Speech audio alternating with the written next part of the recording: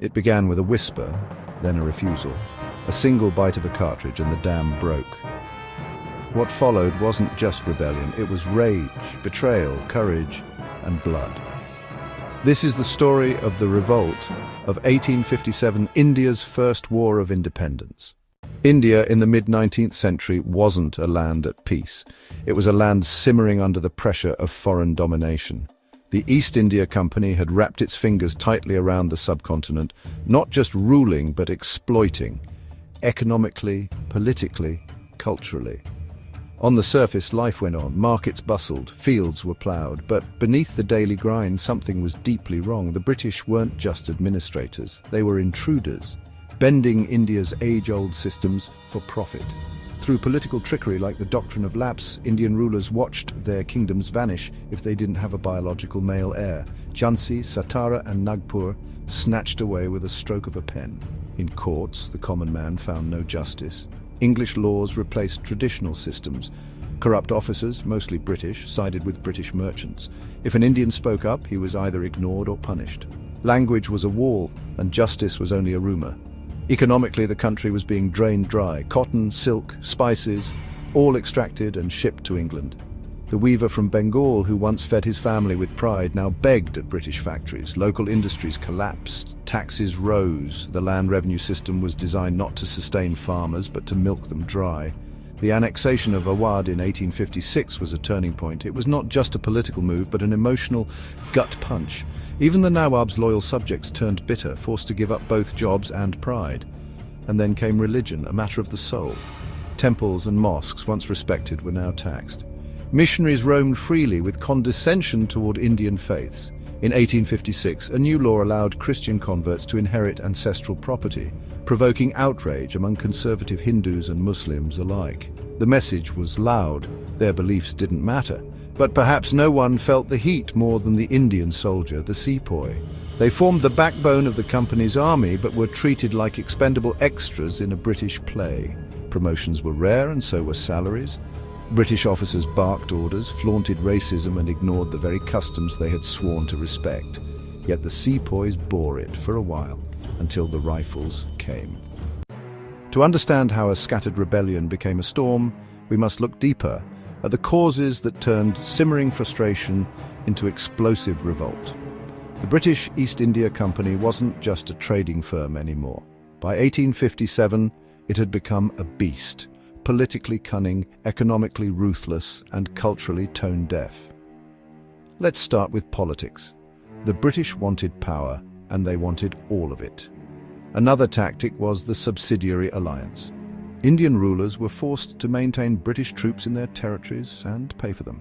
If they couldn't pay up, their lands were taken. It was like paying rent to a landlord who had moved into your house and kicked you out of the master bedroom. Economically, the picture was even bleaker. India's wealth, the silk, the spices, the cotton, the gems, flowed out of the country like a river, straight into British coffers.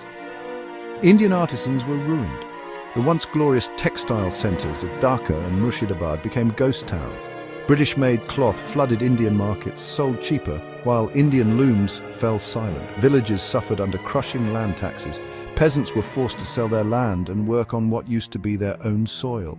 When the British rolled in, they dissolved the court, fired thousands of nobles and soldiers, and stripped the land bare. People were humiliated and angry. The British didn't stop at robbing pockets. They tried to rewrite identities. In 1856, the Religious Disabilities Act allowed those who converted to Christianity to retain their inheritance. It felt like a direct attack on everything sacred. One day, a cartridge broke the camel's back. The new Enfield rifle came with a cartridge that had to be bitten open before loading. The cartridges were greased with cow and pig fat. To Hindus, cows are sacred. To Muslims, pigs are impure. Biting those cartridges wasn't just disrespect, it was religious defilement. The company tried to cover it up. They denied the accusation. They issued orders, but it was too late. The sepoys saw it for what it was, a final insult, a line crossed. What started as quiet muttering turned to anger and then rage. The powder keg was ready. All it needed was a spark. And that spark came from a man named Mangal Pandey. On March 29th, 1857 at Barrackpore, Pandey refused the cartridge, but he didn't stop there. He raised his rifle and fired at British officers. For this act of defiance, he was court-martialed and hanged, but he had done what no British general could ever undo. He lit the fire. Just weeks later in Meerut, 85 sepoys of the 3rd Native Cavalry refused to touch the cursed cartridges. The company reacted swiftly, sentencing them to 10 years in prison. The next day, May 10th, the remaining sepoys erupted. They stormed the jail, freed their brothers in arms, and slaughtered British officers. Then they marched to Delhi. In Delhi they found the last aging symbol of India's lost sovereignty, Bahadur Shah Zafar, the last Mughal emperor. Old and disillusioned, Zafar had no power. But when the sepoys placed their trust in him, when they hailed him as Emperor of Hindustan, he accepted. It was more than symbolic. The mutiny had transformed into a revolution. The message spread like wildfire, town after town, city after city, Kanpur, Lucknow, Bareilly, Jhansi, Bihar, each rose in rebellion. In Kanpur, Nana Sahib, the adopted son of the exiled Maratha Peshwa Bajirao II, declared war on the British. By his side was Tantia Tope, a brilliant military strategist who fought with fire in his veins.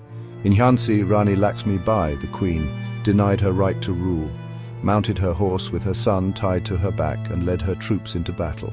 She became a symbol, not just of rebellion but of courage itself.